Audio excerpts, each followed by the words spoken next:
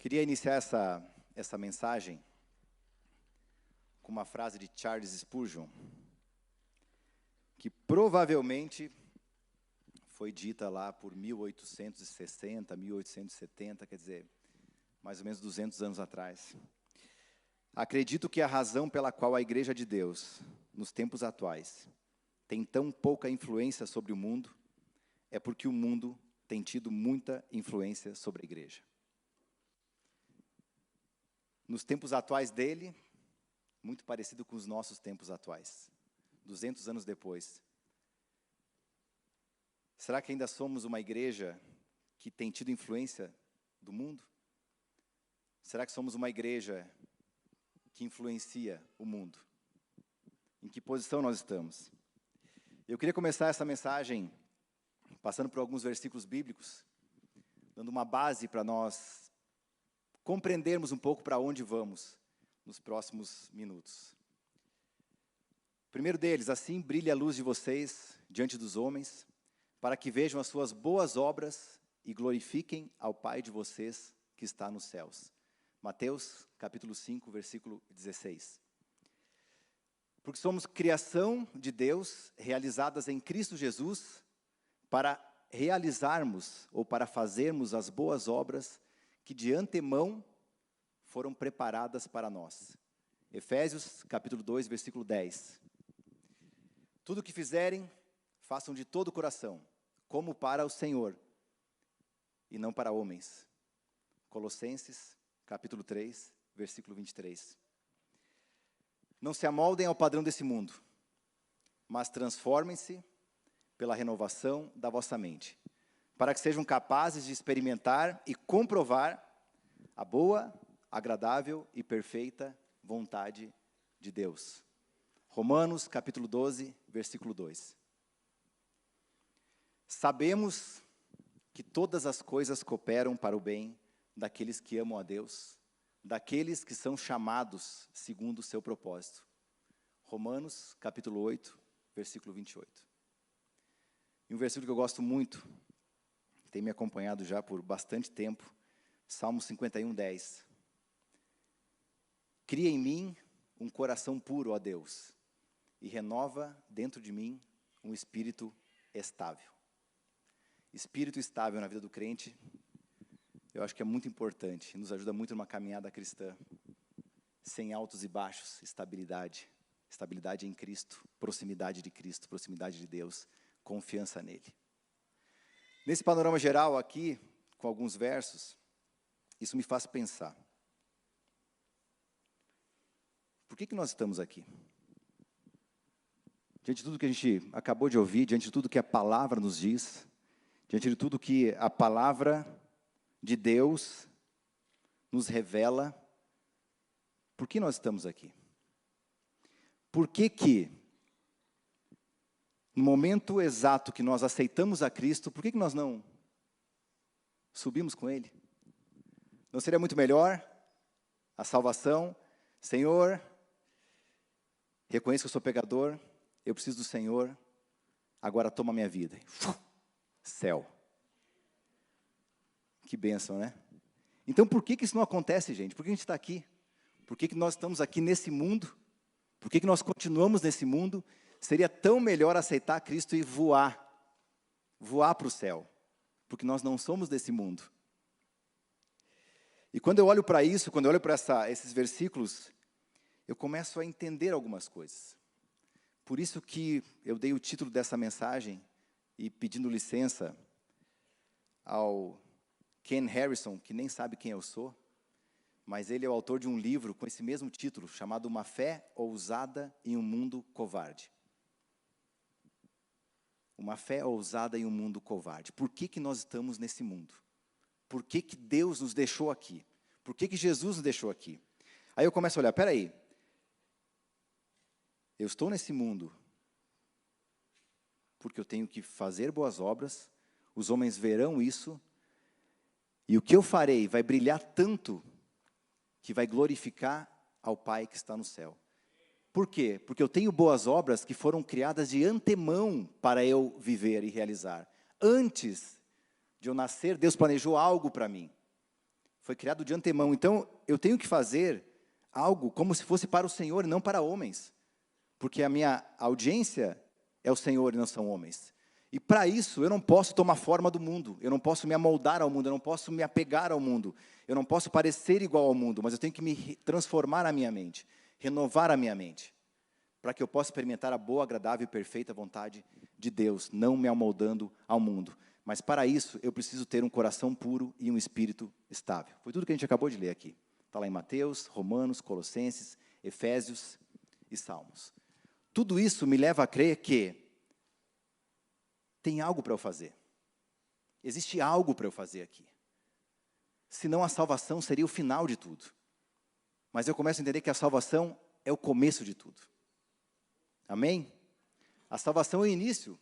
Se a salvação fosse o final, eu teria aquela vida, muitas vezes de busca, de procurar algo que Deus está querendo, eu encontro, eu sou salvo e eu vou embora. Mas não é isso que acontece. Eu encontro Jesus, eu sou salvo, a salvação é pela fé, é pela graça, é graça de Deus, é pela fé, não depende de obras, não depende de nada, está feita, a salvação não depende de nada que nós possamos fazer, mas existem boas obras que foram preparadas para nós praticarmos, e essas boas obras dizem respeito a todo cristão, que antes estava morto, e ninguém espera nada de morto. Morto não tem ação, morto não tem atitude, morto não tem vontade. Ninguém espera nada de morto, mas quando nós recebemos uma vida nova, estamos espiritualmente vivos em Cristo, sim, se espera alguma coisa de nós cristãos. Se espera alguma coisa após a salvação. E somente com uma fé ousada é possível praticarmos essas boas obras que de antemão foram preparadas para nós. E é dessa fé ousada, um pouquinho disso que eu queria falar para vocês hoje, nessa manhã. Em primeiro lugar, o contexto que vivemos. O contexto que vivemos, nesse mundo, é o contexto que foca muito no potencial. Muito no potencial. Quem aqui já ouviu falar, poxa, mas você tem tanto potencial, por que você está fazendo isso? Poxa, mas você, com todo esse estudo, com toda essa bagagem, com tudo isso que você viveu na sua vida, quanto potencial você tem, por que você está fazendo isso? Jesus, essa história de Deus, de vida eterna, de olhar para a eternidade, o que isso tem a ver com o mundo que a gente vive hoje? Esse dia a dia maluco, que tem coisa para fazer toda hora, sempre nos sugando em todo o tempo, por que então que o seu potencial não é completamente realizado? E o mundo foca muito em potencial, mas o mundo se esquece de papel e propósito. Quando nós focamos só no potencial, e é isso que é o normal, é o natural, nós deixamos de pensar em papel e propósito. Eu queria contextualizar um pouquinho aqui para vocês. Se a gente olhar um pouco para Jesus, pensa em Jesus. Quando nós olhamos para os evangelhos, olhamos para a história de Jesus, olhamos para o povo judeu, olhamos para aquela opressão romana, e Jesus aparece como o Messias, como o esperado, o Salvador, aquele que poderia reinar.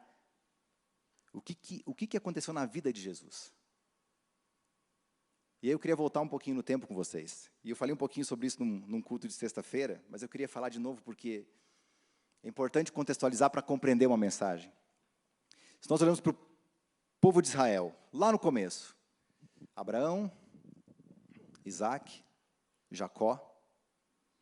Jacó tem aquela luta com Deus, o nome dele é mudado para Israel, e daí surge o povo de Israel. Jacó tem 12 filhos, ou Israel tem 12 filhos, as 12 tribos de Israel. E aí tem uma caminhada, não é? José, vendido como escravo, vai para o Egito, tem os anos de fome, a família de Jacó vai morar no Egito, e ali ficam por vários séculos. Deus levanta Moisés, que liberta o povo do Egito, vai para o deserto, 40 anos, já é o povo de Israel, então hebreus, vira povo de Israel, e eles começam a avançar, entram na terra prometida. Josué vai ali, guerreia, o povo pede então um rei, Deus levanta Saul, mas Saul não era o homem certo, então Deus levanta Davi. Davi tem uma grande expansão geográfica com o povo de Israel, eles têm vitória, eles ganham, eles têm guerras, eles têm lutas, eles têm tempos difíceis.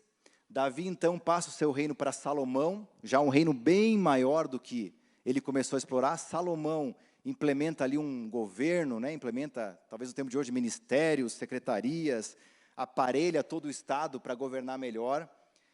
E então, Salomão tem um filho, e aí não dá muito certo essa sucessão.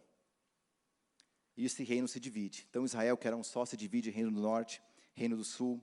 Reino do Norte, uma bagunça, um rei diferente do outro, não tem nada geracional, não tem nada que passa de pai para filho, como era de costume. O Reino do Sul segue uma linha um pouco mais estável.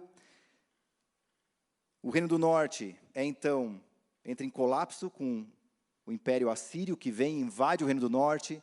E o Império Assírio tinha um jeito diferente de conquistar, ele misturava o povo, ele fazia o povo casar com as esposas assírias, mudava os costumes, tradição, aquilo se perdia, se esquecia.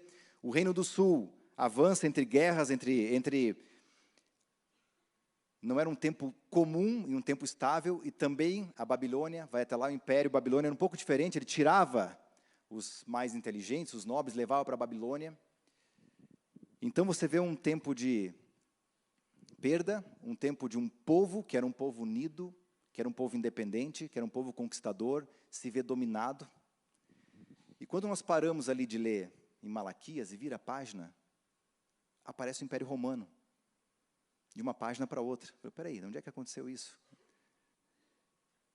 E aí a gente percebe que passaram 400 anos, nesse período intertestamentário, entre o Velho Testamento e o Novo Testamento, tem 400 anos ali que não estão relatados na Bíblia. E todo esse tempo, durante esse tempo, o povo judeu, ele teve um período de independência, lá com os macabeus. Eles ficaram mais ou menos 100 anos independentes. Eles tinham independência política, independência religiosa, independência econômica. Viveram um tempo de paz, viveram um tempo gostoso, um tempo onde você podia adorar a Deus, onde eles adoravam a Deus, onde eles não tinham que se cuidar para não serem mortos em praça pública ou perseguidos. Era um povo livre. Imagina a gente aqui, livre. Nós temos independência política, econômica, religiosa, independência geográfica. E eles viveram essa independência. Eles tinham essa liberdade. Eles sentiram esse gosto de serem livres novamente. E de repente chega o Império Romano. Depois antes teve um pouquinho medo-persa, grego, mas o romano estava lá, em Mateus, quando a gente abre o Novo Testamento. E nesse contexto de opressão romana, perdendo a liberdade, perdendo tudo aquilo que eles já tinham presenciado e vivido, aparece Jesus. E Jesus não se revela imediatamente. E ele tem uma trajetória. E ele tem uma caminhada. E de repente esse povo reconhece que Jesus é o Messias. E esse Messias é o tão esperado Messias. E começam, Jesus, o Senhor é o Messias, acabou, ótimo. Graças a Deus, chegou o Messias, chegou o tão esperado Salvador, Libertador. Chegou o Messias, ele vai ser rei, ele vai destruir o Império Romano, ele vai acabar com tudo. E de repente esse Messias, o que acontece com esse Messias? Ele morre, pendurado numa cruz. Esse Messias, que tinha todo o potencial para fazer, exterminar o Império Romano, ser rei sobre os judeus, estabelecer a paz, estabelecer novamente a liberdade econômica, estabelecer novamente as tradições que foram lá desde Abraão. Esse Messias morre numa cruz. Qual era o potencial de Jesus? Ele não tinha potencial para acabar com tudo. Ele não tinha potencial, no estalo de dedo, virar rei. Ele não tinha potencial para exterminar o Império Romano inteiro. Mas Jesus não fez isso. Por que ele não fez isso? Por que ele não fez isso? Porque ele tinha um propósito a cumprir. Jesus não usou nem um pouco do seu potencial, mas ele cumpriu plenamente o seu propósito. Jesus teve a ousadia suficiente para cumprir o propósito para o qual ele foi chamado. Eu creio que cada um que está aqui hoje tem um propósito para o qual foi chamado. E nós estamos confundindo nosso propósito com viver um potencial que o mundo nos chama a viver. Quando nós buscamos o potencial, a frustração anda junto. Porque se nós não conseguimos conquistar aquilo que nós temos como potencial, a frustração anda ao lado. É uma linha tênue entre cumprir e chegar ao teu potencial máximo com a sua frustração também. Porque o mundo não nos ampara nesse sentido. Mas o mundo nos leva a crer que o potencial é mais importante. Mas Jesus tinha um papel nisso tudo. Ele se fez homem, mesmo sendo Deus. Ele se fez homem, ele habitou como homem. Ele sentiu as dores de um homem. Ele sentiu as dificuldades de um homem. Ele foi chicoteado, saiu sangue. Ele foi morto naquela cruz, porque ele tinha um papel a cumprir. E um papel específico para cumprir um propósito que fora determinado para ele. Você tem um papel específico também. É por isso que nós não somos levados ao céu quando nós aceitamos a Cristo e somos salvos. Porque existe um papel que é diferente para cada um de nós. O meu papel é diferente do seu. Mas o seu papel exercido, olhando para aquilo que Deus quer de você, ele te leva a cumprir um propósito. E esse propósito é muito mais importante que qualquer potencial a ser vivido aqui nessa terra. Amém? Jesus cumpriu o seu propósito. Jesus exerceu um papel específico. Jesus não cumpriu todo o seu potencial, mas ele olhou para aquilo que era chamado. E ele cumpriu o propósito. E esse propósito, em um mundo covarde, e esse mundo covarde, ele abre mão de um propósito em detrimento do cumprimento de um potencial. Nós, como cristãos, não podemos cair nessa armadilha que nos cerca todos os dias. Esse discurso que vem, e uma mentira, quando ela é falada, muitas vezes ela parece verdade. E a mentira mais difícil de você achar é aquela que é sutil. Não é uma coisa descarada, mas é uma sutileza muito grande. E nós vivemos num mundo sutil, onde as coisas são colocadas para nós de forma sutil. E isso é uma coisa muito importante. Papel, propósito e potencial. Nós precisamos olhar para o nosso propósito. Mesmo que isso custe o nosso potencial que vivemos aqui nessa terra. Segundo ponto, nós como cristãos temos baixa tolerância ao risco. Nós temos baixa tolerância ao risco, beirando o medo. Só para contextualizar um pouco, meus irmãos. Eu fui formado para calcular risco. Trabalhei com finanças muito tempo, fui gestor de fundo de investimento, que só o que eu fazia era calcular risco. O risco de comprar, o risco de vender, o risco de ganhar, o risco de perder, o risco de se expor muito a risco e aí fazer tudo errado. Depois eu assumi uma área de planejamento estratégico financeiro, que é só cálculo de risco, cenário A, cenário B, cenário C. Plano A, plano B, plano C. Se não der certo o A, faz o B. E se não der certo o B, faz o C. Trabalhei num banco por muitos anos, o banco ele só faz isso, ele calcula risco. Qual é o risco de eu pegar dinheiro de quem tem para aplicar e emprestar para quem precisa? Qual é o risco de ele pagar? Qual é o risco de ele não pagar? E se ele não pagar, o que acontece? Aí eu tenho que aumentar o preço. E daí eu tenho que devolver o dinheiro para aquele que aplicou. Qual é o risco disso? E muitas vezes hoje nós somos moldados para calcular risco, mas não em uma perspectiva cristã. Calcular risco, uma perspectiva quase que acadêmica. E o cristianismo não tem nada a ver com a academia. O cristianismo não tem nada a ver com o que nós aprendemos no mundo do trabalho. O cristianismo tem algo a ver com transformação da nossa mente, renovação da nossa mente. Se nós mudarmos a forma que nós pensamos, nós mudamos a forma como agimos e como atuamos. E se nós continuarmos calculando risco, Jesus deixa de ser o plano A, deixa de ser o único caminho, mas é um dos caminhos. Porque existe outro caminho. Ele é o caminho. Ele é o único plano. Não tem plano A, nem plano B, nem plano C com Jesus. E nós, como igreja de Cristo, temos parado e calculado o risco em tudo que fazemos.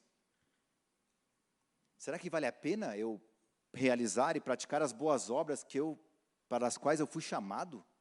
Será que todas as coisas cooperam para o bem daqueles que amam a Deus mesmo? Será que a palavra de Deus é verdade ou eu tenho que fazer alguma interpretação adicional disso aqui? E se eu começo a interpretar, e se eu começo a calcular, eu começo a ter medo.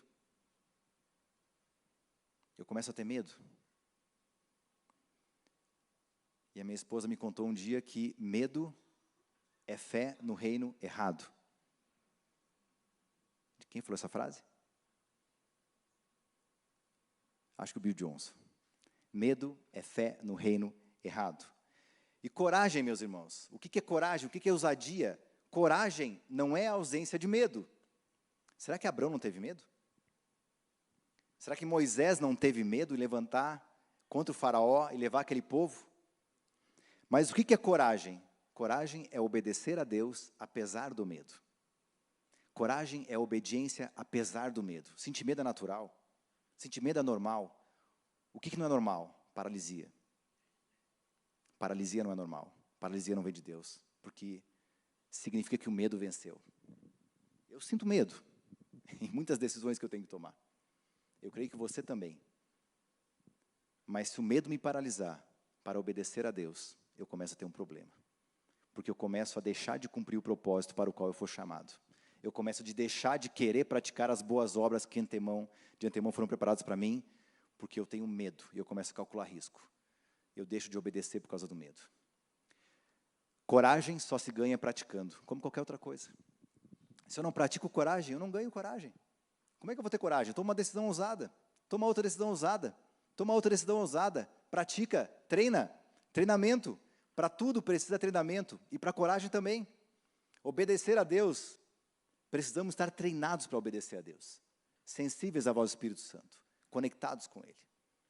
Coragem não é ausência de medo. Coragem é obedecer a Deus apesar do medo.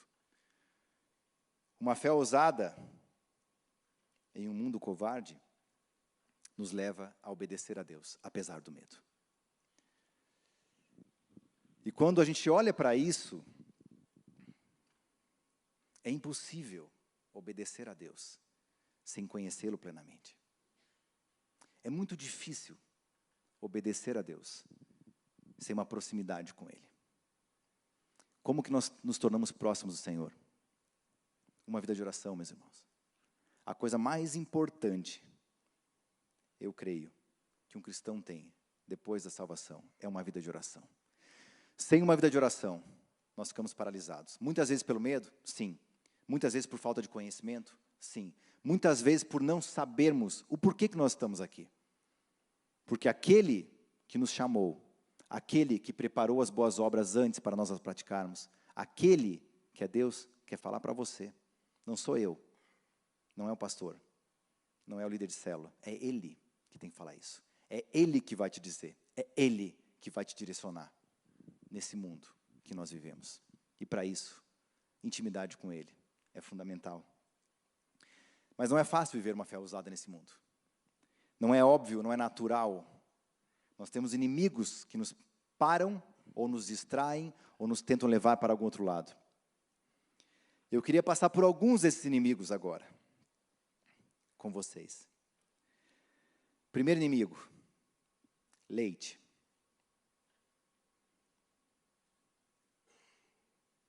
Primeira Coríntios 3, 1, 2. Irmãos, não pude falar a vocês como a espirituais, mas como a carnais, como a crianças em Cristo.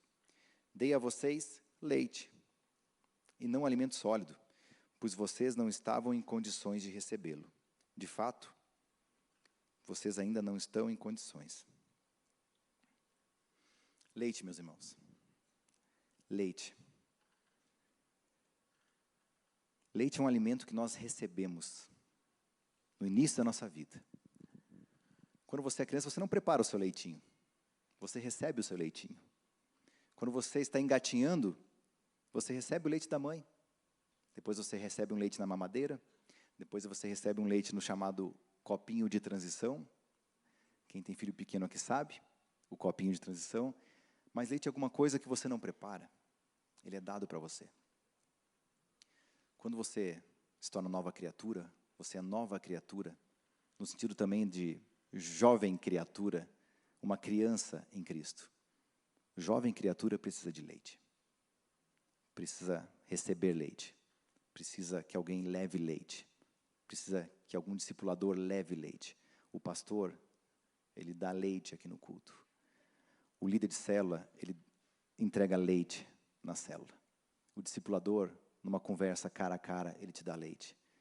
Mas quando nós crescemos, nós preparamos o nosso próprio alimento. Eu não vou preparar leite para mim, não vou esperar e pedir para minha mãe me dar leite hoje. Eu preparo o meu próprio alimento. Eu vou para o fogão, eu jogo um azeitinho, bate um ovo, faz um omelete, coloca sal. Se gostar de pimenta, pimenta.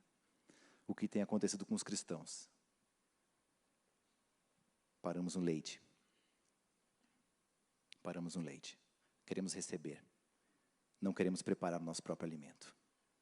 Uma igreja alimentada por leite não vai ter força para lutar as batalhas necessárias. Porque é o alimento sólido que nos dá força para levantar todo dia e para guerrear com esse mundo que faz oposição a nós, cristãos. Chega de leite, meus irmãos.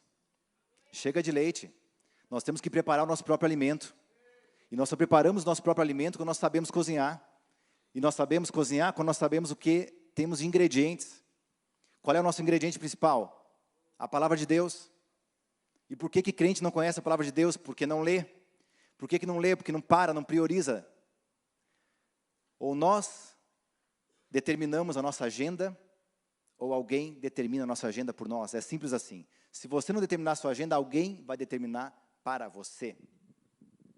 Eu me lembro do dia, eu já falei isso aqui no culto de sexta-feira, eu me lembro do dia que eu levantei, primeiro dia.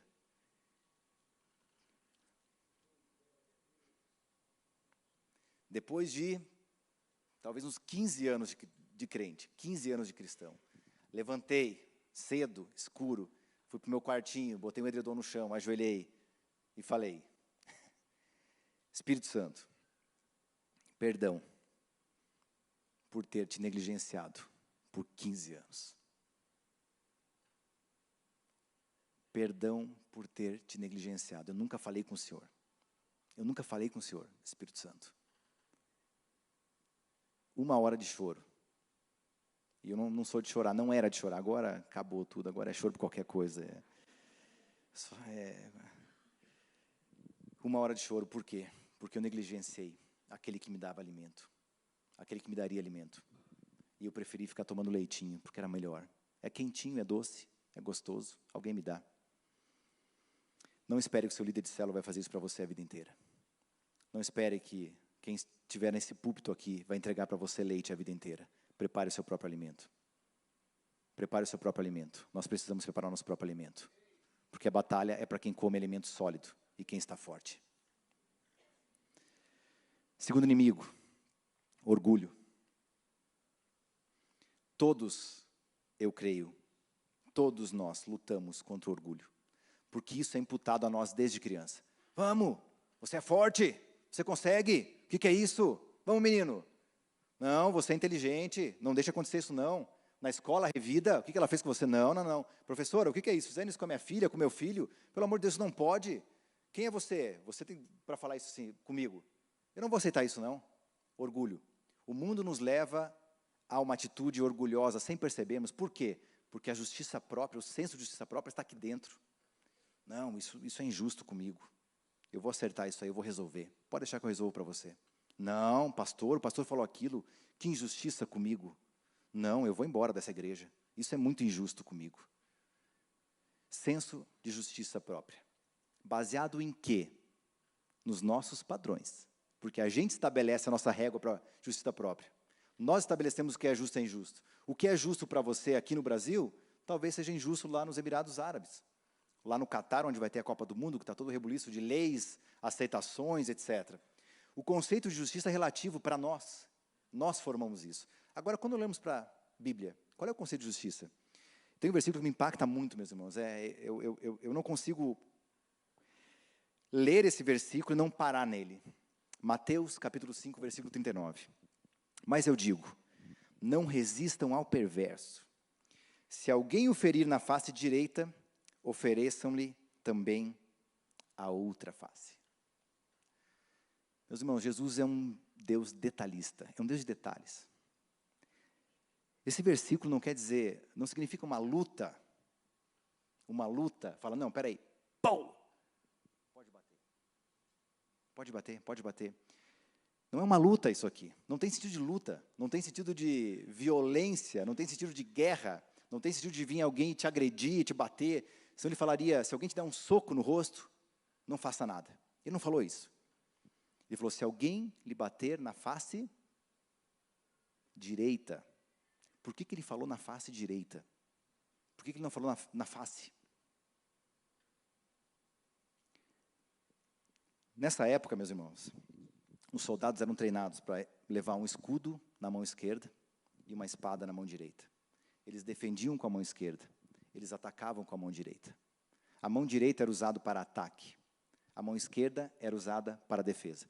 Quando você vê uma pessoa, eu sou destro, ou vocês podem me olhar aqui, a minha face direita está aqui.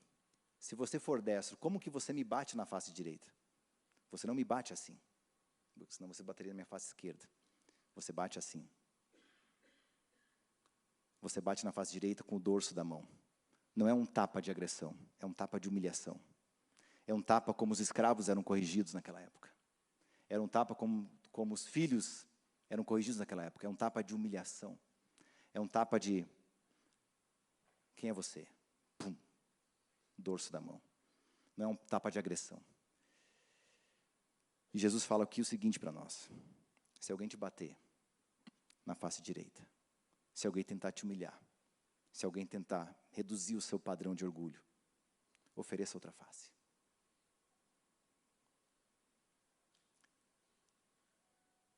Isso ressignifica o sentido de orgulho para nós.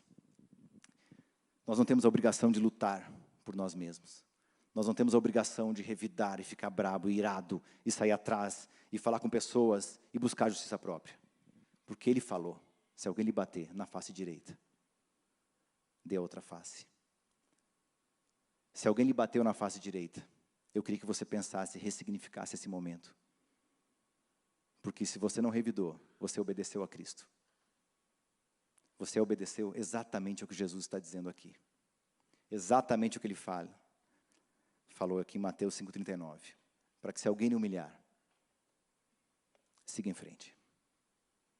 Se alguém lhe humilhou, siga em frente, meu irmão. Isso não vai atrapalhar o seu propósito, mas isso é algo para se alegrar em Cristo. Precisamos ressignificar momentos de humilhação com a alegria de não ter devolvido na mesma moeda. Obediência. Tiago capítulo 4, versículo 6b. Por isso, diz a Escritura, Deus se opõe aos orgulhosos, mas concede graça aos humildes. A humildade é pré-requisito essencial para avançarmos nesse mundo, porque nós não vamos nos amoldar ao mundo, como foi falado em Romanos 12, 2, mas nós vamos fazer algo diferente. Quando nós fazemos algo diferente, a nossa luz brilha. E quando a nossa luz brilha, ela glorifica ao nosso Pai que está nos céus.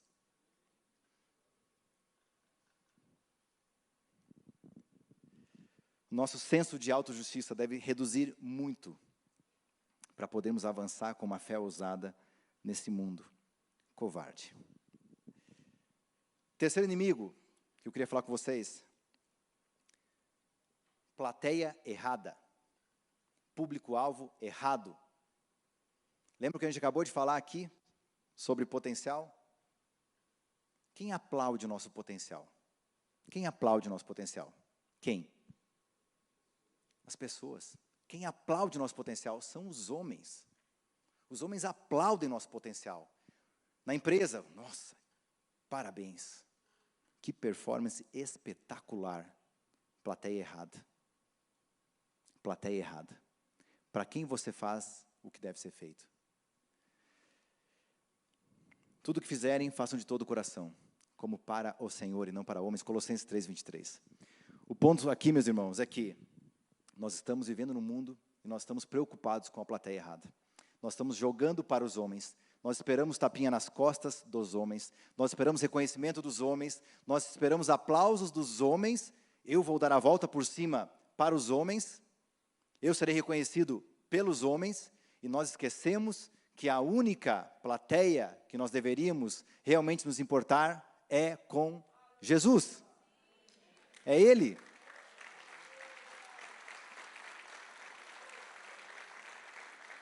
Ele é a plateia. Ele é o alvo. Prosseguimos para o alvo com os olhos fitos em Cristo. Prosseguimos para o alvo com os olhos fitos em Cristo. Se nós estivermos olhando para o alvo assim, a plateia, o alvo acabou.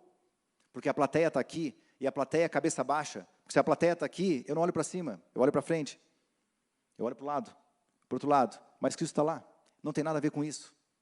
Se a plateia estiver errada, a sua estratégia de jogo estará errada, porque você vai querer aplauso da arquibancada, mas você não está olhando para onde é o fim do jogo, o jogo real, o jogo que vai valer a pena, o jogo onde é tudo ou nada, o jogo que a única coisa que você vai querer ouvir é servo bom e fiel, e nada mais. Não é parabéns pelos seus aplausos no mundo, parabéns pelos seus vídeos no YouTube, pelos seus seguidores no Instagram, parabéns, não. A plateia errada nos tira o foco, e tudo aquilo que foi preparado para nós vivermos de antemão é jogado pelo ralo, porque nós escolhemos a plateia errada, e é muito sutil isso, não é fácil, é sutil, é sutileza, é motivação do coração. O que me motiva a fazer o que eu faço? O que me motiva? É brilhar minha luz para glorificar o meu Pai que está nos céus? Ou é receber parabéns da pessoa que está do meu lado? Aquela pessoa que eu acho que me despreza, que eu acho que não gosta de mim, eu vou provar. O pastor Cote fala, né, a força da ferida. Eu vou provar que eu consigo e eu vou receber aplausos dessa plateia. Nosso objetivo, meus irmãos, é sermos sal e luz. Nosso objetivo é, depois da salvação, começa um longo caminho. Depois da salvação, eu imagino uma pessoa perdida com um mapa na mão, e essa pessoa vai para um caminho e a rua sem saída, e aí vai para outro caminho e não consegue achar onde está chegando, e aí vai para outro caminho e não encontra nada, e de repente tem uma pessoa parada ali na esquina e fala, oh, meu amigo, onde que é aqui a estrada aqui da vida eterna? Para onde que eu vou? Por favor, por gentileza. E ele fala, está aqui, ó, aqui, ó. E aquela avenida se abre, gigantesca. 6 pistas, que nem a Bandeirantes, enorme. E aí você, uau, achei o caminho. Para o carro, tira uma cadeirinha de praia, pega um chimarrão e... É isso que acontece, meus irmãos, quando a salvação é o fim. A gente procura Jesus em todos os caminhos. A gente procura Jesus a vida inteira. A gente bate cabeça. A gente faz tudo errado. E quando acha, encontra, fala, que avenida linda, eu vou sentar aqui. E está todo o caminho pela frente. E você está com um chimarrão na mão, sentado numa cadeirinha de praia, com todo o caminho pela frente. E deixa de olhar para o alvo. E fica tomando leitinho gostoso, quentinho. Essa avenida longa, meus irmãos, é a avenida que nós estamos aqui hoje percorrendo. Essa avenida tem trabalho para fazer, tem coisa para fazer, porque nós precisamos chegar lá no fim. Não podemos ficar parados aqui não. 2 Coríntios 5:10. Pois todos nós.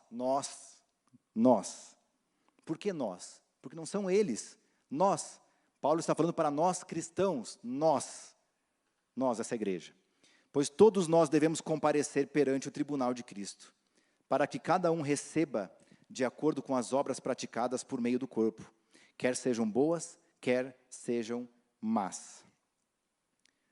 Está falando de pecado aqui? Não. Nossos pecados não serão julgados aqui. Nossos pecados são perdoados, amém?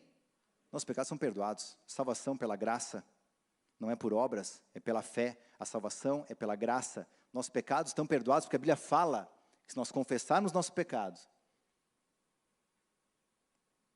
Ele é fiel e justo para nos perdoar. Então estamos perdoados. O que é isso aqui então? Provavelmente, porque seremos avaliados pelo que Deus nos chamou para fazer, conforme Efésios 2:10. Provavelmente, nesse dia, nós teremos que prestar conta, não dos nossos pecados, mas nós teremos que prestar conta daquilo que Ele nos chamou para fazer. Ei, por que você foi fazer tudo aquilo de uma carreira brilhante, executiva, sendo aplaudida pelos homens e pela sociedade, quando eu queria que você fosse mãe, para ensinar valores e princípios ao seu filho? Eu queria que você ficasse em casa, formando uma base sólida para a sua família.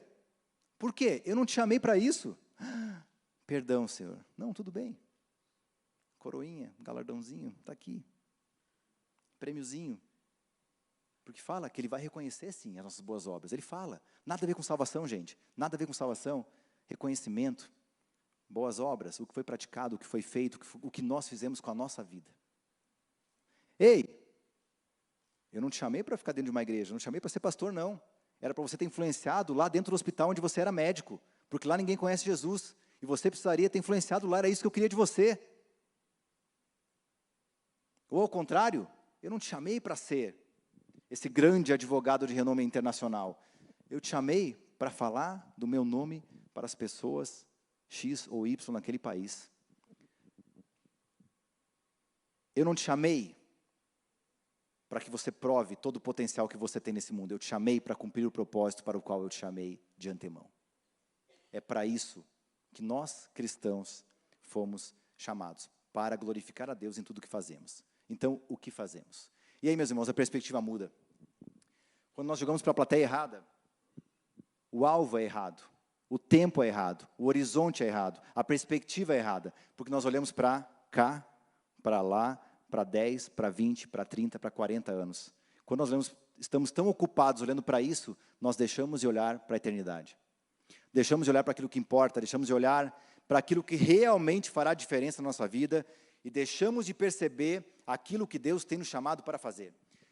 Nós temos sim um potencial, nós temos dons e talentos, nós temos criatividade, nós temos inteligência, como nenhum outro ser vivo tem, porque Deus nos criou de forma especial, específica. Por quê? Por quê que nos deu inteligência? Por que nos deu habilidades? Por que nos colocou num contexto como esse, numa cidade como essa, num tempo como esse? Quem sabe não foi para um tempo como esse que você foi colocado aqui, preparado para fazer a diferença onde você vive. Quem sabe não foi para agora mesmo que Deus te colocou aqui para realizar as boas obras que Ele de antemão preparou para você andar e praticar. Meus irmãos, nós temos um porquê, nós temos um motivo, nós temos uma motivação. Isso tudo nos leva a crer que existe um caminho, sim, depois daquele dia maravilhoso que nós aceitamos a Jesus como nosso Senhor e Salvador. O primeiro ponto, sim, é aceitar a Jesus, é reconhecer Jesus como o único Senhor, como o caminho, como a verdade, como a vida, como Deus. Ele é tudo isso. E o Espírito Santo nos capacita a andar nas boas obras que Ele preparou para nós. O Espírito Santo nos capacita a cada dia a falar: Senhor, o que o Senhor quer de mim? Senhor, por que o Senhor me deu essa habilidade específica? Por que o Senhor me chamou para isso? Por que o Senhor me deu esse talento específico? Por que, Deus? Deve ser para algo a mais, não deve ser só para o meu uso. Não deve ser para levar meu ego nas alturas e achar que eu estou arrasando nessa terra. Não deve ser só para isso, Deus. Deus, por que, Deus? O que o Senhor quer que eu faça? Qual é a boa obra? Meu irmão, se você não descobriu isso ainda, quando você descobrir, a sua vida vai ser completamente transformada. Isso não significa abandonar tudo, não significa um radicalismo, não significa ajustar a sua rota com a vontade de Deus. Significa entender no seu contexto, no seu local, com as suas habilidades, com a sua vida, o que você pode fazer para glorificar o nome dEle. Significa entender que às vezes um passo para o lado vai fazer toda a diferença na sua vida. Significa entender que às vezes uma decisão de ter um tempo com Ele todos os dias, buscar a Deus todos os dias, vai fazer toda a diferença na sua vida.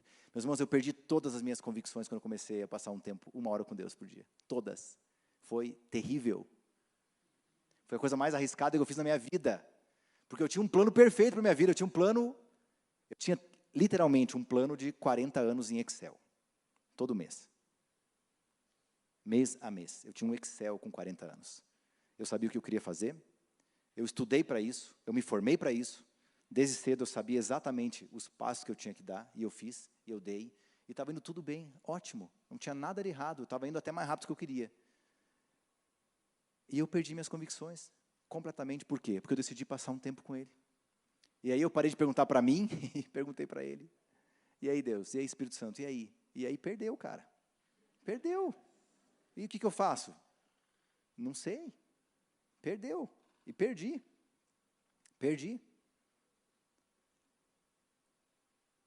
Mas eu falo uma coisa para vocês. Isso aconteceu em 2013, 9 anos atrás. Eu não sei onde eu estaria se eu não tivesse dado esse passo para trás. literalmente, geograficamente, espiritualmente, eu não sei onde estaria hoje. Porque tudo ia correr bem. Eu tenho certeza disso. Tudo ia correr bem. Aos meus olhos, não aos olhos dele. Não se amoldem ao padrão desse mundo. Não tomem a forma do mundo. Mas transformem-se pela renovação da vossa mente. A renovação da vossa mente significa ter a mente de Cristo. Nós só temos a mente de Cristo se ouvirmos dele, aprendermos dele, refletirmos ele, nos aproximarmos dele. Um tempo com ele é a única forma de recebermos a mente dele, de aprendermos dele. Se não tivermos esse tempo com ele todos os dias, iremos aprender de nós. Quem somos nós? Somos limitados. Você pode ter mestrado, PhD, pós, doutorado, não interessa, você é limitado. Você não consegue multiplicar pão nem peixe. Não consegue. Pode ter Harvard. Harvard, tudo bem? Como é que multiplica pão e peixe? Não, aqui não aprende, não. Vai na escola de Jesus lá. Vai. Aqui não faz isso. Nós temos que reconhecer a nossa limitação diante do nosso orgulho. Nós temos que ter mais fome, além de leite. Nós precisamos fechar a cadeirinha de praia, guardar o chimarrão e seguir pela avenidona. Estreita, não é larga essa avenida. É estreita. Seguir pela avenida estreita, que é o único caminho que nós temos a percorrer. Porque senão, meus irmãos, nós veremos uma vida boa, talvez farta, talvez abundante, talvez com muitos aplausos. Mas quando chegarmos, 2 Coríntios 5:10, eu falar, meu irmão, minha irmã, eu não te chamei para isso.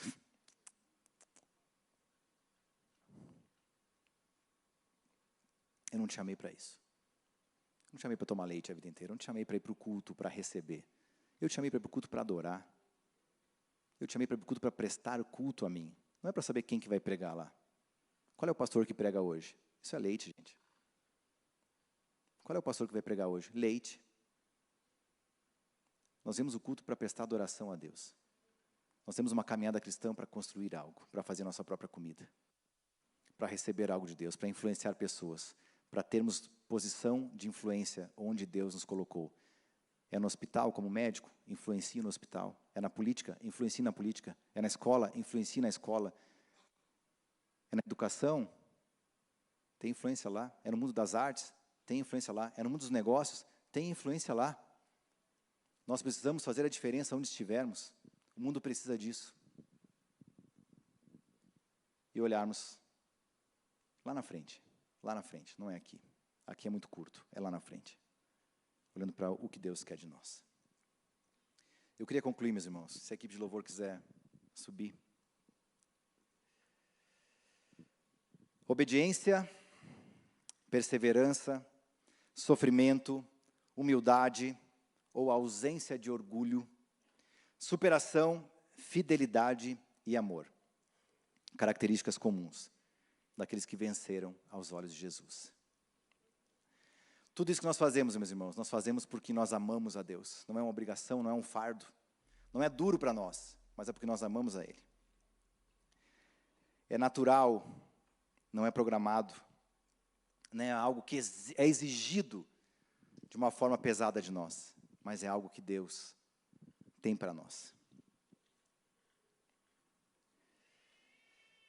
Eu queria colocar um versículo aqui, 1 Coríntios 16, 13 a 14. Estejam vigilantes. Mantenham-se firmes na fé. Sejam homens e mulheres de coragem. Sejam fortes. Façam tudo com amor. Amém? É isso que é esperado de nós. Sermos vigilantes. Sermos homens de coragem. Firmes na fé. Ousados na fé. Fazermos tudo com amor. Essa não é uma mensagem explicativa, talvez. Essa é uma mensagem de ação. É uma chamada à ação. É uma chamada a um posicionamento. Pode ser que você tenha 20 anos de cristianismo. Eu tenho quase 30. Levei 20 anos para me posicionar. 20 anos para me posicionar. Não tem nada de errado nisso. É a caminhada de cada um. É o encontro com Jesus de cada um. Não tem a ver com tempo de conversão. Tem a ver com profundidade e intensidade. Tem a ver com intimidade. Não tem a ver com tempo de igreja. Tem a ver com intimidade com Deus. Tem a ver com decisão. Tem a ver com conhecimento. Porque o meu povo perece por falta de conhecimento. Deus já falou isso há muito tempo atrás. E o meu chamado para você nessa manhã é um chamado de posicionamento. É um chamado de ação, de atitude. A primeira pessoa que ouviu o sermão fui eu. Eu escrevi. E esse sermão é para mim. Eu anseio viver uma vida. Eu não me interesso mais por aplausos do mundo.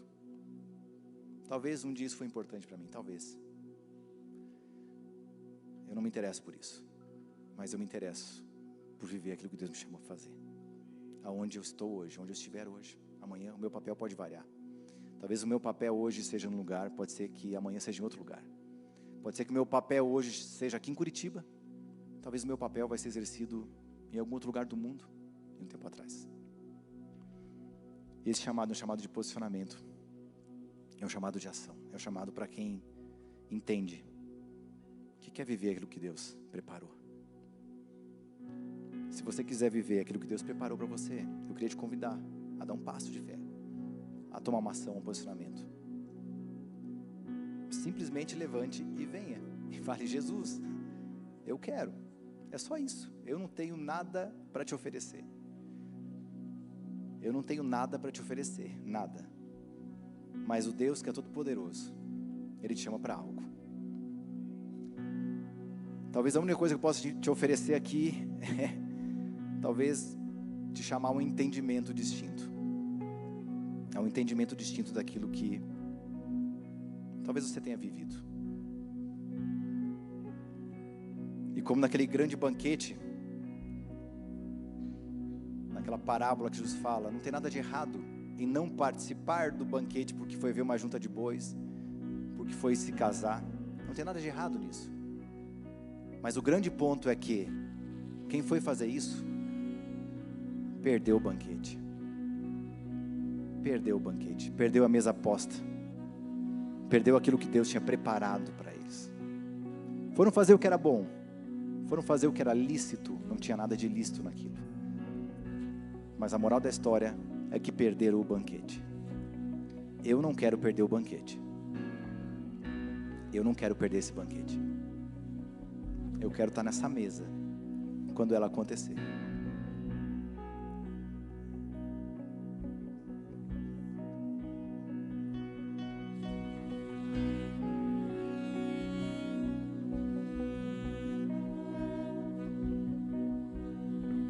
Fale com o Espírito Santo nesse momento.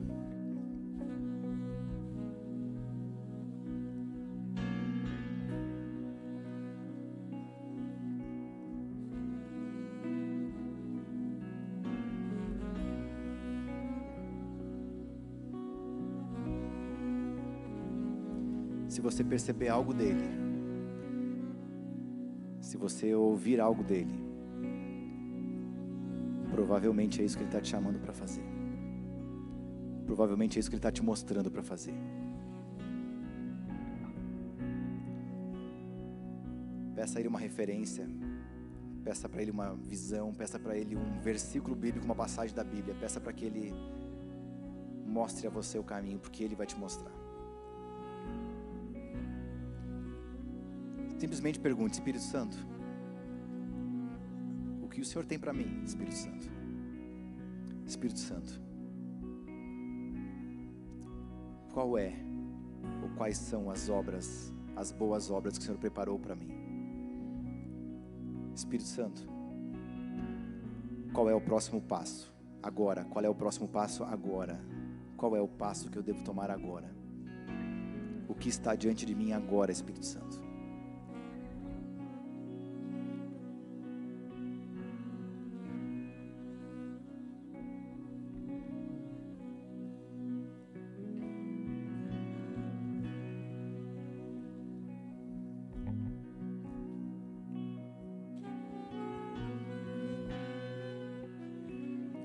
Espírito Santo de Deus, nós nos rendemos ao Senhor.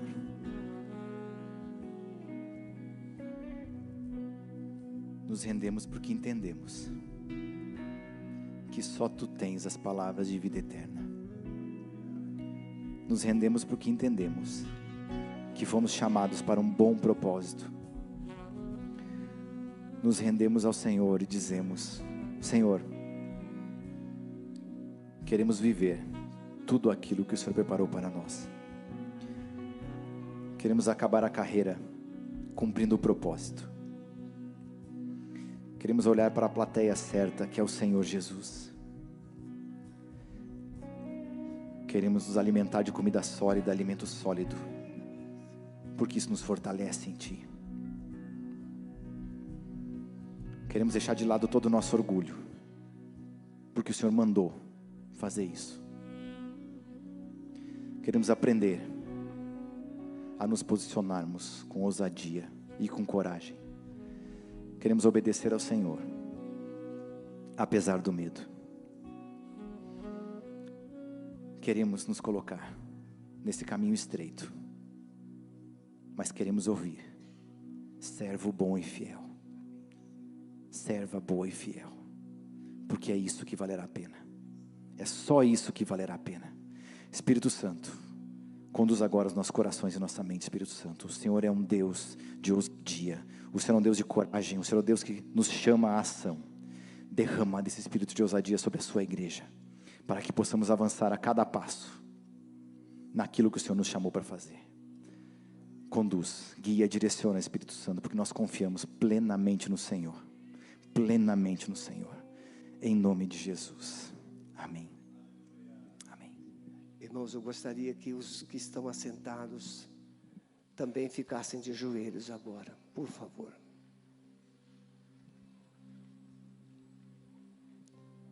Só aqueles que não puderem.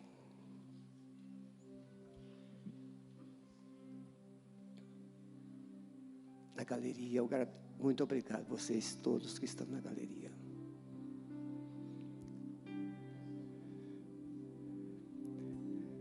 Qual é, agora não é o propósito que Deus tem para a minha vida, mas qual é o propósito que Deus tem para o Brasil? Para o Brasil cumprir o propósito de Deus, o que eu como igreja preciso ser e escolher?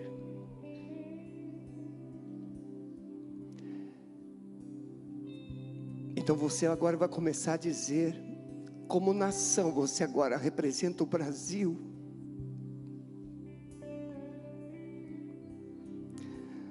Cada um de nós aqui é o Brasil. Comece a dizer para Jesus que como nação nós não negociamos os propósitos dele, os planos dele. Rejeitamos todo plano alternativo. Rejeitamos planos humanos. Rejeitamos planos que nunca nasceram no coração do Pai. Mas queremos pedir perdão. Perdão, Senhor.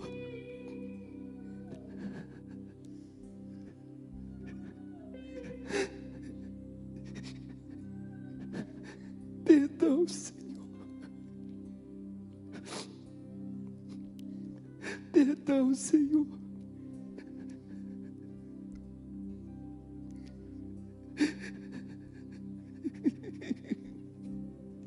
Perdão, Senhor. Eu quero viver, Senhor, como nação do Senhor, nação santa, povo adquirido, sacerdócio real, porque o Senhor preparou uma missão, anunciar as verdades do Senhor. àqueles que estão em trevas. Eu profetizo que o Brasil é uma nação sacerdotal. Eu profetizo que o Brasil é o corpo de Jesus. Eu profetizo que o Brasil não negociará as alternativas que o mundo está oferecendo. Senhor, fortalece a nossa nação. Estabelece, Senhor, as nossas estacas. Firma bem as nossas estacas, Senhor. Porque nós vamos alargar a nossa tenda, Senhor. E vamos, Pai, cumprir o propósito que o Senhor tem como nação. Aleluia.